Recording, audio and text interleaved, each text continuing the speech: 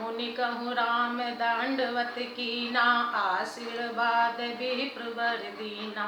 देखी राम छवि नयन जुड़ाने, करि सन्मान आश्रम ही आने। मुनिवर अतिथि प्राण प्रिय पाए, कंद मूल फल मधुर मगाए। सिय सौमित्र राम फल खाए, तब मुनि आश्रम दिए सुहाए। वाल्मीकि मन आनंद भारी, मंगल मूर्ति नयन निहारी। तब कर कमल जोरि रघुराई, बोले बचन श्रवण सुखदाई। तुम त्रिकालदर्शी मुनिनाथा, विश्व बदर जिमि तुमरे हाथा। अस कहि प्रभु सब कथा बखानी, जय जय भांति दीन बन रानी। तात बचन पुनि मात हित, भाई भरत अस राऊ। मोह कहूँ दरस तुम्हारे प्रभु, सब मम पुण्य प्रभाऊ। श्री रामचंद्र जी ने मुनि को दंडवत किया। विप्र श्रेष्ठ मुनि ने उन्हें आशीर्वाद दिया। श्री रामचंद्र जी की छवि देखकर मुनि के नेत्र शीतल हो गए। सम्मान पूर्वक मुनि उन्हें आश्रम में ले आए। श्रेष्ठ मुनि वाल्मीकि जी ने प्राण प्रिय अतिथियों को पाकर उनके लिए मधुर कंद मूल और फल मंगवाए। श्री सीता जी, लक्ष्मण जी, रामचंद्र जी ने फलों को खाया। तब मुनि ने उनको विश्राम करने के लिए सुंदर स्थान बतला दिए।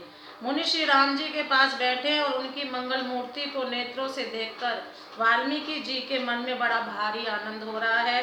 तब रघुनाथ जी कमल सदृश हाथों को जोड़कर कानों को सुख देने वाले मधुर वचन बोले। हे मुनिनाथ, आप त्रिकालदर्शी हैं। संपूर्ण विश्व आपके लिए हथेली पर रखे हुए बेर के समान है।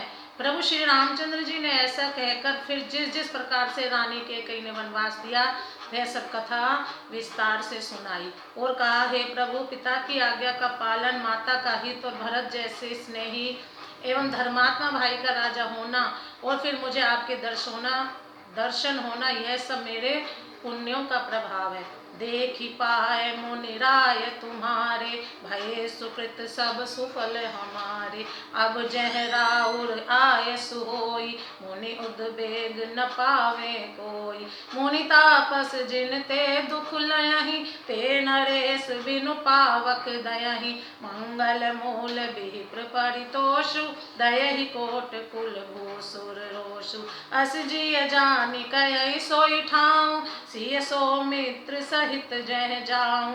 तह रुचि रुचिर परन तृणशाला, वासु करौ कछु काल कृपाला।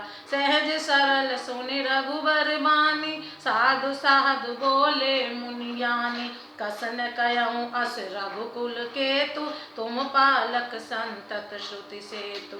श्रुति सेतु पालक राम, तुम जगदीश माया जानकी। सो सृजति जग पालति, हरति रुख पाई कृपा निधान की। जो सहस शीस यहीस मही धरु, लखन सचराचर धनी। सुर काज धरि नर राज, तनु चले दलन खल निशिचर हनि। राम स्वरूप तुम्हार, बचन अगोचर बूंदी पर। अभिगत कथा अपार, नेति नेति नित निगम कहे। हे मुनुराज, आपके चरणों का दर्शन करने से आज हमारे सब पुण्य सफल हो गए। हमें सारे पुण्यों का फल मिल गया। अब जहाँ आपकी आज्ञा हो और जहाँ कोई भी मुनि उद्वेग को प्राप्त ना हो, क्योंकि जिनसे मुनि और तपस्वी दुख हो पाते हैं, वे राजा बिना अग्नि के अपने दुष्ट कर्मों से ही जलकर भस्म हो जाते हैं। ब्राह्मणों का संतोष सब मंगलों की जड़ है और भूदेव ब्राह्मणों का क्रोध करोड़ों कुलों को भस्म कर देता है।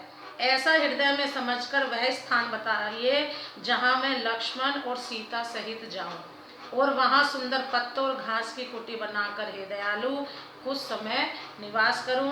श्री राम जी की सहज ही सरल वाणी सुनकर ज्ञानी मुनि वाल्मीकि बोले, धन्य धन्य हे रघुकुल के ध्वजा स्वरूप, आप ऐसा क्यों न कहेंगे। आप सदैव वेद की मर्यादा का पालन रक्षण करते हैं। हे राम, आप वेद की मर्यादा के रक्षक जगदीश्वर हैं और जानकी जी आपकी स्वरूपभूता माया है, जो कृपा के भंडार आपकी रुख पाकर जगत का सृजन, पालन और संहार करती है। जो 1000 मस्तक वाले सर्पों के स्वामी और पृथ्वी को अपने सिर पर धारण करने वाले हैं, वही चराचर के स्वामी शेष जी लक्ष्मण हैं।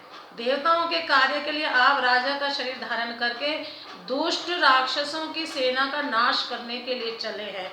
हे राम, आपका स्वरूप वाणी के अगोचर, बुद्धि से परे, अव्यक्त, अकथनीय और अपार है। वेद निरंतर उसका नेति नेति कहकर वर्णन करते हैं। प्रेम से बोलो जय श्री राम।